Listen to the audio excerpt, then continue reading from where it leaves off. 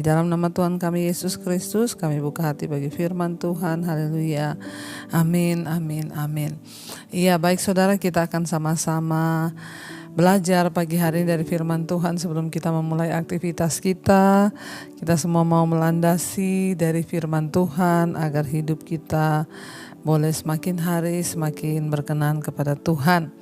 Hari ini firman Tuhan terambil dari Wahyu pasal yang ketiga. Wahyu pasal yang ketiga mulai ayat yang ke-19, saudara. Wahyu 3 ayat 19 berkata, "Barang siapa kukasihi, ia kutegur dan kuhajar, sebab itu relakanlah hatimu dan bertobatlah." Ayat 20, "Lihat, aku berdiri di muka pintu dan mengetok. Jikalau ada orang yang mendengar suaraku dan membukakan pintu, aku akan masuk mendapatkannya dan aku akan makan bersama-sama dengan dia dan ia bersama-sama dengan aku." 21, "Barang siapa menang, ia akan kududukkan bersama-sama dengan aku di atas tahtaku, sebagaimana aku pun telah menang dan duduk bersama-sama dengan Bapa-Ku di atas tahtanya. Siapa bertelinga, hendaklah ia mendengarkan apa yang dikatakan Roh kepada jemaat-jemaat." Saudara, firman ini berkata, "Barang siapa kukasihi, ia kutegur dan kuhajar, sebab itu relakanlah hatimu dan bertobatlah." Firman ini berkata, orang-orang yang dikasihi Tuhan itu pasti akan ditegur dan dihajar oleh Tuhan. Ya, karena kita tahu bersama tidak ada anak yang tidak dihajar oleh ayahnya. Demikian juga Tuhan memperlakukan kita sebagai anak-anaknya. Makanya ayat ini bilang, "Barang siapa kukasihi, ia kutegur dan kuhajar." Yang namanya hajaran itu pasti tidak enak. Teguran itu pasti tidak enak. Kita saja kalau ditegur orang, saudara, kadang kita tidak terima, kita marah. Orang tua menegur anak, wah orang tua gak terima. Ya, atau anak ditegur orang tua, banyak yang tidak terima. Demikian juga kita menegur sahabat kita, ya teguran itu pasti tidak enak dan tidak semua orang siap untuk ditegur. Tetapi firman ini berkata, barang siapa yang dikasihi Tuhan, dia akan ditegur dan dihajar oleh Tuhan.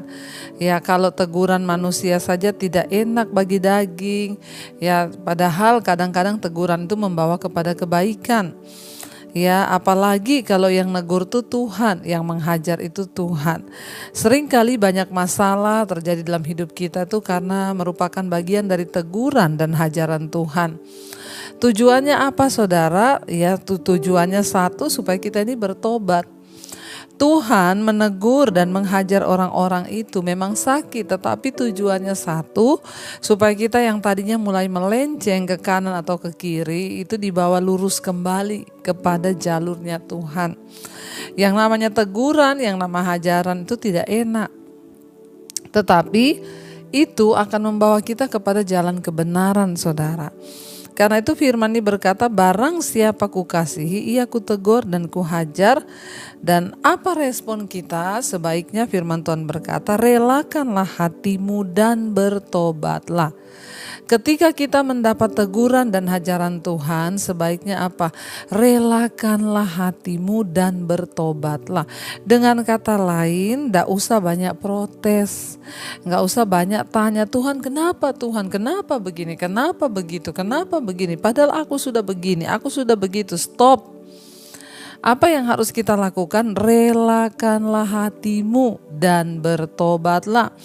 Ketika kita ditegur atau dihajar oleh Tuhan, bilang, Tuhan, aku menyerahkan seluruh hidupku, seluruh hatiku, seluruh yang ada di dalam segenap hidupku, aku serahkan pada Tuhan. Tegur aku kalau aku salah, hajar aku kalau aku salah. Itu yang akan mendatangkan kebaikan, saudara. Daripada kita berontak, kita marah, lari dari Tuhan, gak selesai-selesai proses Tuhan. Karena Tuhan itu menegur, menghajar orang yang dikasihinya, dianggapnya anak. Makanya dikatakan, barang siapa kukasihi, ia kutegur dan kuhajar.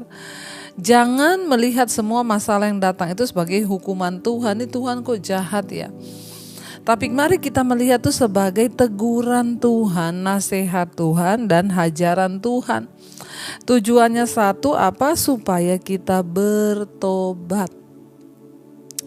Apa langkah yang harus kita ambil? Apa respon yang harus kita ambil ketika kita ditegur dan dihajar oleh Tuhan? Ayat ini berkata, relakanlah hatimu dan bertobatlah. Tuhan, aku rela untuk dibentuk Tuhan. Tuhan, aku rela untuk diproses Tuhan. Walaupun berat, tapi aku mau menjalaninya ini sebagai sebuah teguran Tuhan agar hidupku semakin baik ke depannya. Saudara mungkin yang hari-hari ini terbentur dalam masalah keuangan, tidak punya uang, gak bisa bayar utang. Itu adalah salah satu teguran Tuhan agar kita lebih bijaksana. Karena itu relakan hati kita bertobat, duduk di kaki Tuhan, tanya, kenapa ini terjadi Tuhan? Oh, Tuhan mau aku bertobat dalam hal keuangan, supaya aku belajar mengendalikan diri, tidak hidup dipimpin oleh keinginan, supaya aku benar-benar mengatur keuanganku untuk kebutuhan dan bukan untuk keinginan. Itu namanya kita relakan hati dan bertobat. Kalau kita difitnah, disakiti, saudara, berkatalah, Tuhan bentuk aku. Mungkin aku salah satu orang yang belum bisa mengampuni secara utuh. Lewat semua peristiwa orang menyakitiku, orang menghancurkanku, memfitnah aku, berarti Tuhan mengajar aku untuk sungguh-sungguh mengasihi tanpa pamrih. Relakan saja hidup kita dan bertobatlah, kata firman Tuhan. Kenapa saudara? 20 berkata, lihat Yesus bilang, aku berdiri di depan pintu dan mengetok. Apabila ada orang yang mendengarkan suaraku dan membukakan pintu, maka aku akan masuk bersama-sama dengan dia dan makan bersama-sama dengan dia dan ia bersama-sama dengan aku. Tuhan itu menegur kita, dia berdiri depan pintu hati kita, mengetok supaya orang membuka pintu hatinya dan mempersilakan Tuhan masuk. Karena tidak semua orang Kristen itu sudah mempersilakan Yesus masuk dalam hidupnya. Masih banyak orang yang mengaku Kristen, mengaku percaya Yesus, tapi belum sungguh-sungguh menyerahkan hidupnya kepada Tuhan dan membuka pintu hatinya bagi Tuhan. Kalau saudara termasuk orang yang belum pernah mengundang Yesus masuk dalam hati dan hidupmu, lakukan sekarang. Tuhan, aku buka hatiku dan hidupku untuk Engkau masuk. Masuklah dalam hidupku, jadilah penguasa atas hidupku. Ketika Yesus sungguh-sungguh masuk dalam hidup kita, baru kita bisa mengerti kehendaknya. Makanya Tuhan bilang, aku mengetuk, lihat, aku mengetuk di depan pintu hatimu. Apabila ada orang yang mendengarkan suaraku dan membukakan pintu, maka aku akan masuk dan makan bersama-sama dengan dia. Artinya apa, saudara? Tuhan menunggu dari kita yang berespon untuk membiarkan Yesus masuk. Apakah Tuhan tidak bisa memaksa masuk? Bisa saja. Apa yang Tuhan gak bisa lakukan? Tapi Tuhan tidak mau melakukan itu. Dia mencari orang-orang yang dengan rela membuka hatinya bagi Tuhan dan berkata, Tuhan masuklah, aku undang Engkau masuk dalam hidupku Tuhan, dan jadilah penguasa tunggal atas hidupku. Kita perlu berkata begitu, saudara. Yesus bilang, aku sudah mengetok. Kalau ada yang mendengar suaraku dan membukakan pintu, aku akan masuk dan makan bersama-sama dengan dia. Artinya makan bersama-sama dengan dia itu apa, saudara? Waktu kita buka pintu hati kita, hidup kita untuk Tuhan, maka kita akan melihat berkat-berkat Tuhan itu dicurahkan dalam hidup kita. Kita makan sehidangan dengan Tuhan. Dan bukan cuma itu, Yesus katakan, dan barang siapa menang, ia akan aku dudukkan bersama-sama dengan aku di atas tahtaku. Wow, tujuan dari proses, tujuan dari teguran, hajaran, persoalan dalam hidup kita itu supaya apa? Tuhan melihat siapa yang akan menang dalam pertandingan iman.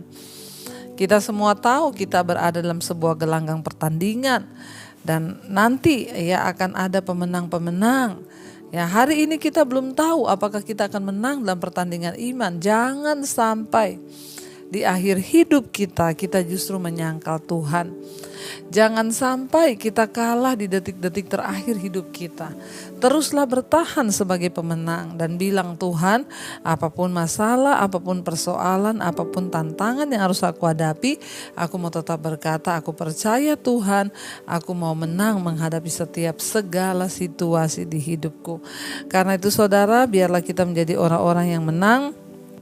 agar kita boleh sama-sama duduk bersama dengan Kristus di atas tahtanya kelak ketika Tuhan datang kali yang kedua. Saya berdoa supaya kita menjadi orang-orang yang merelakan hati dan bertobat dan juga membukakan pintu hidup kita bagi Tuhan. Ingat, Tuhan tidak mau memaksa masuk dalam hidup manusia, tapi Tuhan melihat kehendak bebas kita. Apakah kita mau mengundang Yesus masuk di hidup kita dan hati kita, mengambil alih seluruh hidup kita, supaya kita bisa keluar sebagai pemenang-pemenang di hari-hari ini. Mari saudara, dekatkan diri dengan Tuhan, bangun imanmu, supaya kita melihat kemenangan di depan kita sampai Yesus datang kali yang kedua. Mari kita renungkan firman ini. Terima kasih Tuhan, kami tahu ada banyak hal yang akan kami lalui dalam hidup ini. Mungkin kami sedang menjalani teguran Tuhan, hajaran Tuhan. Tapi kami percaya ketika kami sungguh-sungguh berserah dan berharap kepada Tuhan, merelakan hati kami dan bertobat, maka Tuhan berikan kami kekuatan untuk terus bertahan sampai pada akhirnya kami menang, mencapai kemenangan iman kami. Biarlah Engkau terus kuatkan kami di dalam anugerah-Mu Bapa. Terima kasih Tuhan, katakan bersama saudara pujian ini di hadapan Tuhan. Kau kuatkan aku bertahan, Kau harapan dalam kesesakan, Kau buktikan kesetiaan-Mu Tuhan. Engkau Allah Immanuel. Katakan, Kau kuatkan aku bertahan, Kau harapan kami Tuhan. Dalam kesesakan, Kau buktikan kesetiaan-Mu Tuhan. Engkau Allah Immanuel. Sekali lagi katakan, Kau kuatkan. Oh, aku bertahan, Kau harapan dalam kesesakan, Kau buktikan kesetiaan-Mu Tuhan.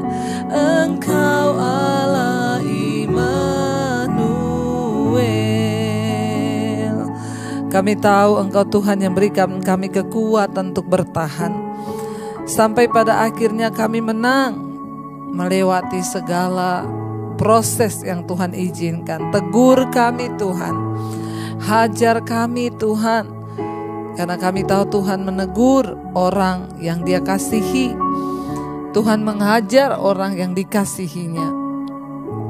Dan barang siapa menang akan didudukan bersama-sama dengan Kristus di atas tahtanya.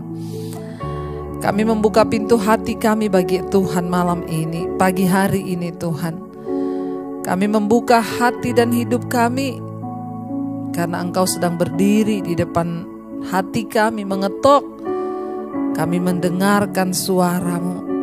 Kami mau berkata, masuk dalam hati dan hidup kami Tuhan. Bekerja, ambil alih seluruh hidup kami. Berkati setiap anak-anak-Mu yang setia bangun di pagi hari mencari wajah-Mu. Berkati setiap mereka yang sungguh-sungguh mau berserah kepada Tuhan. Terima kasih buat teguran-teguran Tuhan. Pagi ini kami mau memulai aktivitas kami. Berkati yang sekolah, yang kuliah, yang bekerja, Tuhan sertai dan lindungi. Biarlah Bapa anugerah-Mu penuh atas hidup kami, sehingga kami dikuatkan menghadapi setiap persoalan dan tantangan. Berkati yang berulang tahun hari ini, 1 tahun Tuhan tambahkan umur panjang di tangan kanan, kekayaan hormat di tangan kiri. Kami percaya Tuhan menyertai. Berkati yang sakit Engkau sembuhkan hari ini, yang beban berat Engkau berikan kelegaan Tuhan. Biarlah Tuhan kami berjalan hari ini dengan kekuatan Tuhan. kami melihat anugerah Tuhan tercurah atas hidup kami. Tuhan juga memberkati bangsa dan negara kami Indonesia. Bapak Presiden Jokowi, Engkau memberkati Tuhan. Terima kasih buat setiap anugerah Tuhan. Hari ini adalah hari yang penuh sukacita bagi setiap kami. Mari kita berdoa. Bapa kami, Bapa kami yang ada dalam sorga, dikuduskanlah namamu, datanglah kerajaanmu, jadilah kehendak-Mu di bumi seperti di sorga. Berikanlah kami pada hari ini makanan kami yang secukupnya, dan ampuni kami akan kesalahan kami, seperti kami juga mengampuni orang yang bersalah kepada kami. Dan janganlah membawa kami dalam pencobaan, tapi lepaskanlah kami daripada yang jahat, karena Engkau yang punya kerajaan dan kuasa dan kemuliaan sampai selama-lamanya. Mari buka hati dan tanganmu, terimalah kiranya berkat dari Allah Bapa, cinta kasih Tuhan Yesus Kristus, penyertaan Allah Roh Kudus yang akan menyertai hidup kita mulai hari ini, bahkan sampai kali yang kedua Tuhan Yesus datang menjemput kita. Nama kita tercatat di dalam kitab kehidupan. Di dalam nama Tuhan Yesus Kristus yang percaya, diberkati, disertai Tuhan, katakan bersama, amin, amin, amin. Tuhan Yesus memberkati. Shalom dan Immanuel.